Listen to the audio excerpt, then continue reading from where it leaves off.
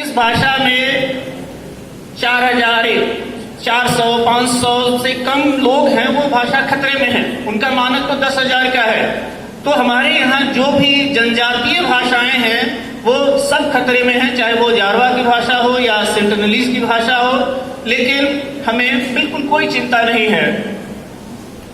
अभी पिछले दिनों अंडमान में ही एक बो भाषा थी, वह लुप्त हो गई, क्योंकि बो भाषा की अकेली महिला ग्रेट अंडमानीज समुदाय की थी, बोआ सीनियर का देहांत हुआ और उसके साथ वो भाषा हमेशा हमेशा के लिए लुप्त हो गई।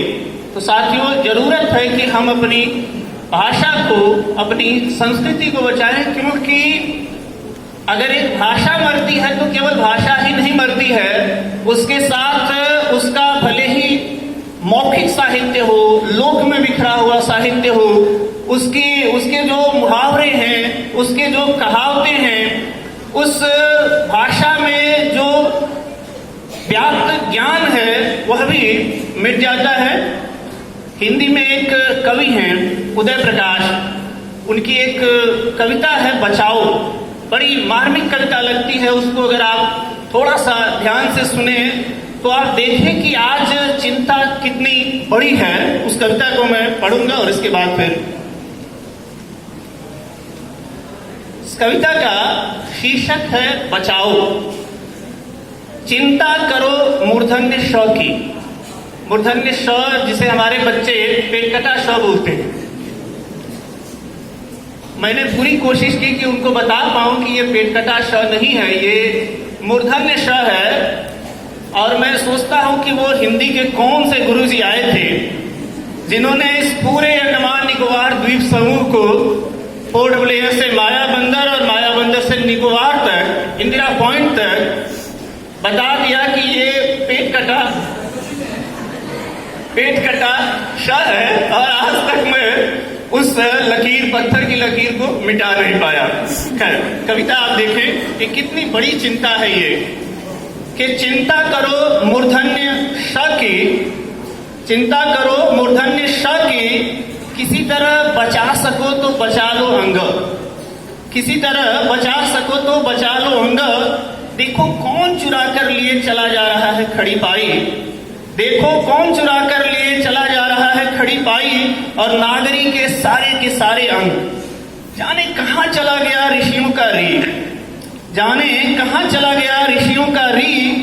चली आ रही इस्पात, फाइबर और अज्ञात यौगिक धातुओं की तमाम अपरिचित अभूतपूर्व चीजें किसी विस्फोट के बादल की तरह हमारे संसार में बैटरी का हनुमान उठाए चला जा रहा है प्लास्टिक का पहाड़, और बच्चों के हाथ में बोल रही है कोई बहुत डरावनी चीज, टी टी टी टी।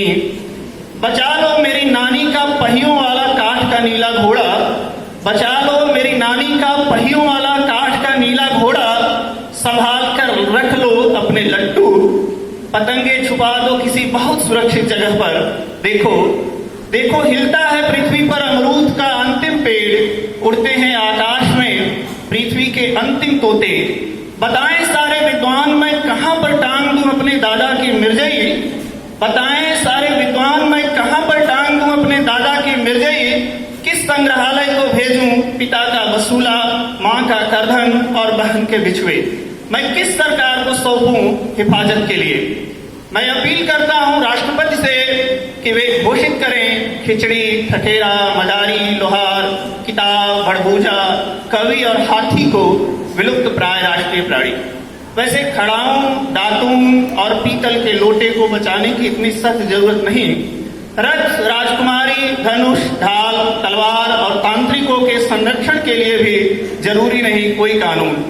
बचाना ही हो तो बचाए जाने चाहिए। गांव में खेत, जंगल में पेड़, शहर में हवा, पेड़ों में घोंसले, अखबारों में सच्चाई, राजनीति में नैतिकता, प्रशासन में मनुष्यता और दाल में हल्दी। क्या कुम्हार धर्मनिरपेक्षता और एक दूसरे पर भरोसे को बचाने के लिए नहीं किया जा सकता संविधान में संशोधन? क्या कुम्हार धर्मनिरपेक्षता और एक दूसरे पर भरोसे को बचाने के लिए नहीं किया जा सकता संविधान में संशोधन? सरदार जी, आप तो बचाइए अपनी पगड़ी और पंजाब का टप्पा। मुल्ला जी, उर्दू के बाद आप फिक्र करें कोरमे के शोरबे का जायका बचाने की। इधर मैं एक बार फिर करता हूं प्रयत्न कि बच सके तो शायद बच जाए हिंदी में समकालीन कविता। मित्रों, देखा आपने कि कितनी बड़ी चिंता है इस कविता में कवि की। सबसे जरूरी हमारे यहाँ के वक्ताओं ने भी कहा कि, जैसा प्राचार्य जी ने भी कहा कि आज के आयोजन का महत्व यही है कि हम जो बहुभाषिकता है, भारत की जो सांस्कृतिक विविधता है, उसे प्रोत्साहित करें, हम दूसरी भाषा का सम्मान करें। लेकिन आज स्थिति यह है कि दूसरी भाषा का सम्मान तो दिगर बात है, हम अपनी भाषा का भी सम्मान नहीं करते हैं। मेरी मातृभाषा है भोजपुरी, जिसमें बड़े बड़े लेखक हैं। मैं तो समझता हूं कि अगर उन लेखकों को हटा दिया जाए तो यहाँ हिंदी का पाठ्यक्रम खत्म हो जाएगा, क्योंकि बस प्रथम वर्ष में अलेख नगरी भारतेंदु हरिश्चंद्र बनारस के भोजपुरी भाषी, प्रेमचंद बनारस के भोजपुरी भाषी, और इसके बाद दूसरे साल में जयशंकर प्रसाद, कबीर, हजारी प्रसाद द्विवेदी, इन सबको हटाइए तो हिंदी का पाठ्यक्रम नहीं बचेगा, उसको भी बचाने की जरूरत है। लेकिन भोजपुरी भाषी इलाकों में अंग्रेजी के प्रति गजब का दीवानापन है। हर गार्जियन, संरक्षक यह चाहता है कि हमारा जो बच्चा है वह अंग्रेजी माध्यम स्कूल में पढ़े। अगर वह बच्चा कबीर के दोहे सुनाता है, कबीर के साखी सुनाता है, तो शायद ही कोई गार्जियन खुश होगा। हर बच्चा अगर twinkle twinkle little star how I wonder what you are up above the world so I like a diamond in the sky, या जॉनी जॉनी यस पापा, है ना, ईटिंग शुगर नो पापा, अगर ये सुनाता है तो सारे गार्जियन, है ना, उसमें हमारे गार्जियन भी शामिल हैं। हालांकि हमारा जमाना थोड़ा अलग था, हम लोग एकदम बिल्कुल हिंदी भाषी, हिंदी माध्यम से पढ़ने वाले थे।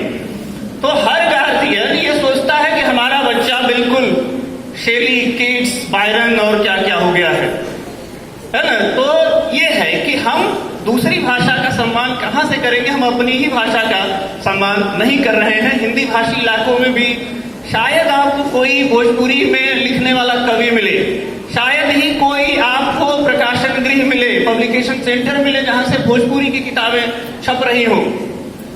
तो हमारी जो विशाल साहित्यिक संपदा है, सांस्कृतिक संपदा है, उससे हम बिल्कुल दूर होते चले जा रहे हैं। विजयनगर साम्राज्य कर्नाटक में है, अभी कर्नाटक की चर्चा हो रही थी, मैं बस 1 मिनट लूंगा। वहां पर एक व्यक्ति आता है कृष्णदेव राय के दरबार में, और वह कहता है कि मैं कई भाषाएं जानता हूं, 10-20 भाषाएं जानता हूं, और कोई क्या ये बता सकता है कि मेरी मातृभाषा कौन सी है। तो उनके दरबार में तेनालीराम थे। तेनालीराम ने कहा कि ठीक है, मैं कल बताऊंगा। दरबार बर्खास्त हो गया। अगले दिन फिर दरबार लगा और तेनालीराम ने कहा कि इनकी मातृभाषा ये है। अब राजा ने और उस व्यक्ति ने भी पूछा कि आपको कैसे पता चला कि मेरी मातृभाषा कौन सी है। तो तेनालीराम ने कहा कि ये सज्जन जब रात में सो रहे थे तो मैंने एक बाल्टी पानी इनके ऊपर फेंका और ये हड़बड़ा करके अपनी मातृभाषा में देर तक बड़बड़ाते रहे, गाली देते रहे। तो मैं समझ गया कि इनकी भाषा यही है।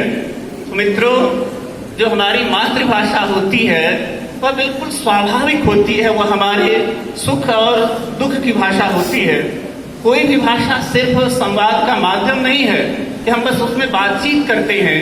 वह भाषा हमें गढ़ती भी है, वह भाषा हमें बनाती भी है। जैसा कि चलता है बोलचाल में कि माँ, माटी और मातृभाषा, ये 3 चीजें ऐसी हैं जो हाड़ मांस के लोथड़े को मनुष्य बनाती हैं।